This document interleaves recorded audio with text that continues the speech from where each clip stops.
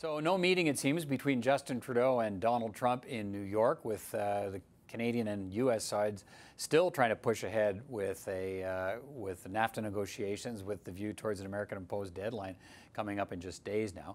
Let's take a closer look at that and Canada's bid for a temporary seat on the UN Security Council and its chances of success of achieving that.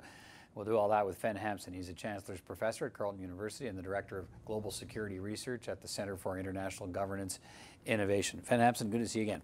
Good to be with you. Let's start there. Let's start with word this afternoon that Donald Trump's going to meet with the leaders of Great Britain, France, Egypt, and apparently had 5 hours of downtime this morning in New York City, but he's got no time to chat with the Canadian Prime Minister. Should we read anything into that?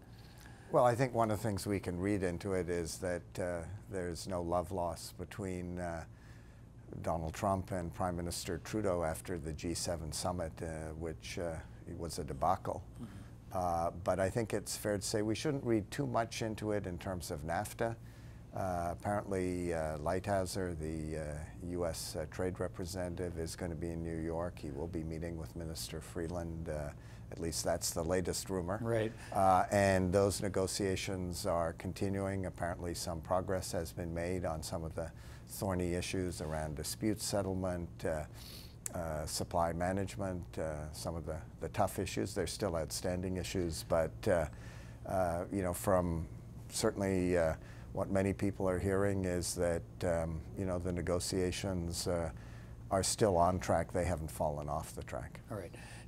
Some people would suggest, look, if they're making progress and perhaps getting close, that would be the opportunity for a president and a prime minister to find a few moments to say, look, keep up the momentum here.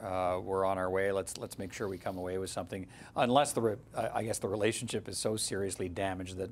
Well, I think one of the things we've learned recently about the way the White House works and how some of the people around the president operate is that they try to keep him away from files where there's progress in case he may tweet something that's untoward. So again, Peter, I wouldn't read too much into this. That the important thing is that the negotiations are still going forward. Okay, let's talk about the UN Security Council. Why does the Canadian government so badly want one of those temporary seats at the UN Security Council? And we'll get into what do you think their odds are, but let's start there so people have some understanding of why Canada wants this so badly. Well, Canada traditionally has run for the Security Council every 10 years. We're part of the so-called Western and European other group, Western European and other group. We're the other. It's a regional bloc, and it's our turn, in effect, to run for it. I think also politically, the Trudeau government made it quite clear during its election campaign that they were going to run for the Security Council. The UN was a major foreign policy priority for them, and unlike the Harper government, they were going to win.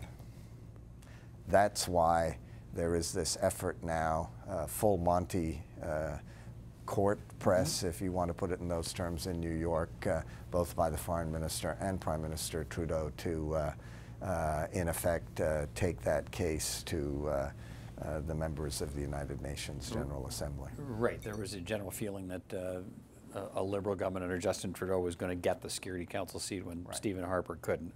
Does that seem that much of a slam dunk now? I think there's a good chance that the way things are going right now, we'll lose. And I'm beginning to wonder, as are others who are looking at this campaign, wondering whether we should put the brakes on it, because there's going to be a reputational hit if we lose the vote.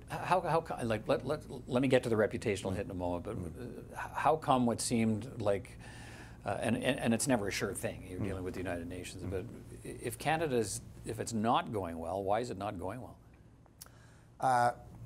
There's some things that are under our control, and there's some things that aren't under our control. The things that aren't under our control is who we're up against. We're up against Norway, which is one of the leading donors in the world, very popular country. Gives a full percent of GDP. Gives a full where percent Canada of GDP. gives 0.26%. Right? That's right. 4 times what we give. Exactly. Ireland, which is another European member, and the Irish government, notwithstanding the dire fiscal situation they were in a couple of years ago, has been increasing its development assistance in recent years, has certainly been making its presence felt in those parts of the world where there are votes to be had, which is sub-Saharan Africa, a large number of countries there. It's really, if I can put it that way, it's really supplanted Canada as sort of the face of peacekeeping now in the modern world, right? Ireland's really leading the way. Ireland is very much leading the way, and the Europeans are going to vote for Europeans, unless they're defections that we haven't heard about. I mean, the Europeans do tend to work as a bloc, and so, if we're pulling for votes, it's in sub-Saharan Africa, where in recent years we've been concentrating our development assistance to a smaller number of countries, which means there's less treasure to hand around. We're also pulling for votes among the Association of Low-Lying States in the Asia-Pacific, and our policies on climate change, the support we're giving to many of those countries. I think we're obviously looking for votes where they're to be had, but quite frankly, this government has been so preoccupied with the NAFTA file.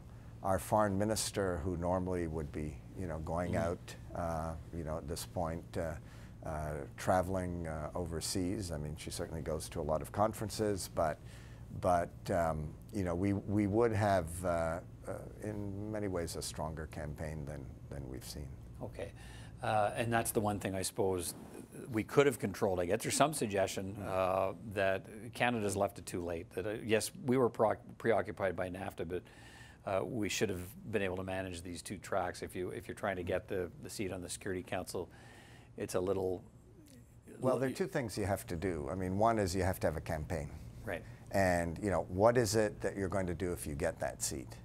And I think it's fair to say we haven't heard that yet. We may hear it when Still 2 Minister years to Freeland. Go to the vote, I guess, but. Yeah, but that's what countries want to hear. What are you going to do with it? I mean, when you look at sort of what we did when Lloyd Axworthy was foreign minister, and we were running for a seat on the Security Council, not only were we launching a very vigorous campaign, spending more money than we are now, but we also had a program. And some countries didn't like it, but at least they knew what we stood for.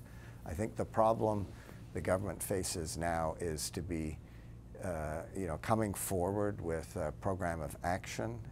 Countries want to see, particularly if you're a G7 country, what you're going to do with the seat. I have to say, though, at the end of the day, given the gridlock we've seen in the Security Council on the really important files on global peace and security, a return to Cold War-style gridlock between Russia, China versus the United States.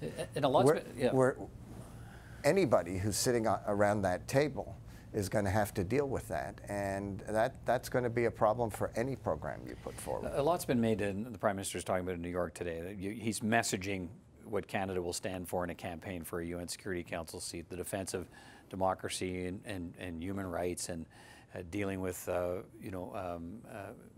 people who are dispossessed and maltreated in society, Yazidis and so on. That's the kind of message Canada wants to send to the rest of the world. This is what we'll stand for. But how much, and a lot's been made of how this government claims to have been different from the last Conservative government and in its voting record. Yet when you look at the record, it's been as supportive of Israel, for instance. It's either voted against motions condemning Israel or abstained from them. Does that play into this? That they're saying one thing about a campaign, but members at the UN look and say, wait a minute, look at their voting record. Is that a concern? Certainly the voting record in Israel is a concern. I think one of the things that, one of the problems the Harper government ran into was its very open and vocal support for Israel and the policies of the Netanyahu government. I think the current government has dialed down on some of that rhetoric, but there's no question that doesn't play well in Muslim countries. and it doesn't play well in sub-Saharan Africa. But I think, you know, to come back to your first question in terms of, you know, what is the campaign about? What are we standing for? Everybody knows we stand for democracy and human rights. What they really want to say is, are you prepared to put your money where your mouth is? And that's particularly true in developing countries, which, you know, at the end of the day are looking at, you know, one simple question. What is it you're going to do for us? What new money are you putting on the table to help us? And that's where I think we fall short. Let's finish on this, hearing some suggestions that, you know, Canada should consider approaching Ireland about sharing the seat. Does that make any sense to you? And if you're a front runner, are you interested in sharing with a country that might not be? Well, I think that's just wishful thinking. It would be obviously unprecedented. And if I were sitting in Dublin right now, I'd be asking the question, well, if that's really what you want and we win, what have you done for us lately? Lots to watch. This story, again, the vote is still some time out, but Canadians are going to start hearing more and more about this and following exactly where Canada's bid for a UN Security Council temporary seat goes. Fen Hampson, as always, thanks for your time. My pleasure.